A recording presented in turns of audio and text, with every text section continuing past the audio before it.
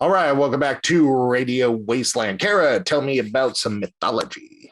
Yeah, so I got a weird one. I've been saving this. I wasn't sure whether to talk about it. I wasn't sure whether the world was ready, but I think it's time. I think we need to talk about the Buttercat. The butter what? So, the Buttercat. Okay. So it's a Scandinavian myth that got loaned to France, Wales, a bunch of places in Europe, and it's basically just a magical cat that was believed to protect the household butter and milk from evil goblins and do household chores in exchange for a place by the fire. Finnish builders, sometimes even to this day, always leave a shovelful of ashes after erecting a new house as a gift for the Buttercat. There are other versions of the myth where the Buttercat is a form of witchcraft, a creature made from a ball of yarn or sack of nails, and you make the creature through magic, and you send it out with the intent of stealing butter and milk from one's neighbors. And in Eastern Europe, there are stories of witches who turn themselves into cats in order to steal the milk and butter from other homes in the area. People have been killed for this.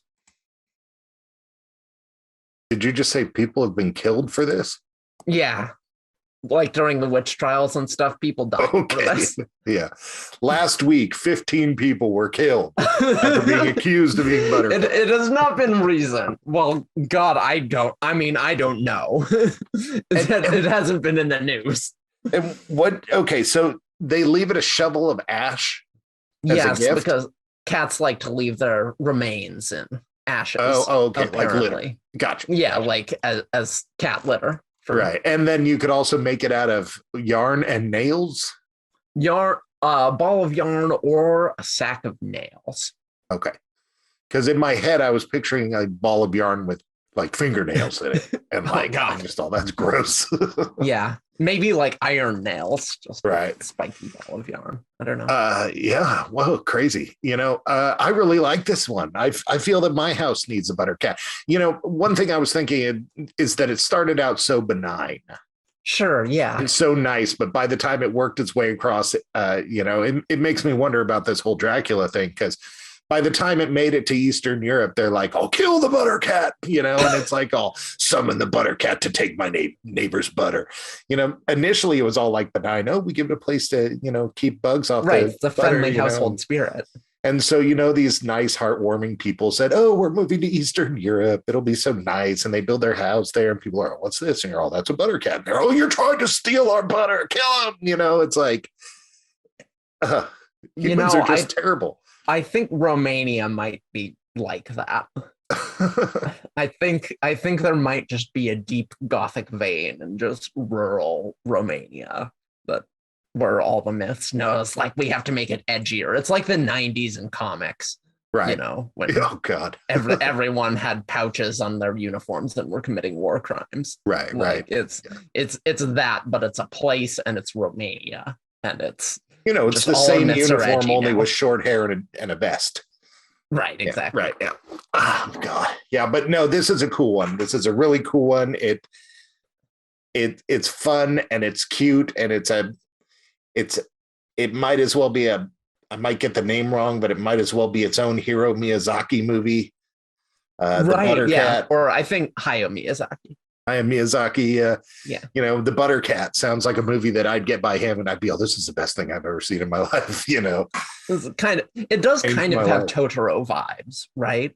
Because in My Neighbor Totoro, all these creatures are just like sort of woodland spirits and stuff, and it's kind of similar to that. And in fact, there is a version of this myth in Japan, although it's very, very different.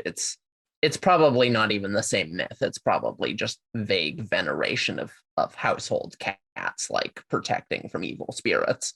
But it's a similar sort of idea. People have ascribed supernatural powers to cats for forever.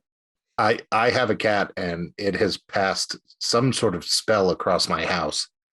We are enamored with this thing. We all just basically adorable. Me, my wife, and my daughter that lives with us. I have two other kids, but only one lives with us. And we basically, I don't know if we'd have a relationship at this point if we weren't talking about the cat. That's all we talk about, you know. Haven't you had have the you cat seen the for cat? like? Have you seen what the cat's up to? Hey, look at the cat. It's like that's all we do. Haven't you had the cat for like a year now? Yeah, about that. And he was a fire cat. He was like burned out of homes and stuff like that. He was all burnt and had to heal up. He was going to possibly lose an eye, and he didn't. And he didn't come when we called him Kitty. So he didn't respond to it. And then we learned that the fire areas where he came from was like a lot of migrant farm workers and stuff like that. And I'm not kidding. If you call to him in the Spanish for calling to a cat, I forget what it was, for the first couple of months, he totally responded to you and came running up to you. So I think he was from one of these Spanish speaking families, because we'd say kitty and he'd be all, wouldn't even look at you. And then we'd say the other word, like gatto at this point, and he'd come walking over to you. I'm like, holy crap, my cat speaks Spanish. My dog's a Chihuahua, not a word of Spanish. But my cat, well, he knows it. Well, do you think your cat would have responded to French after 6 months? Yeah, well, he better. He's better. He's out. We're just going back in the fire. Yeah. No rescue for you. All right, you are listening to Radio Wasteland. I know you had fun, so come back next time. This is the beginning of an unholy nightmare. Confessions of a psycho cat. Strange compulsions, desires unparalleled, unspeakable urges. Their confessions run deep. Their actions are those of a hunter stalking his prey.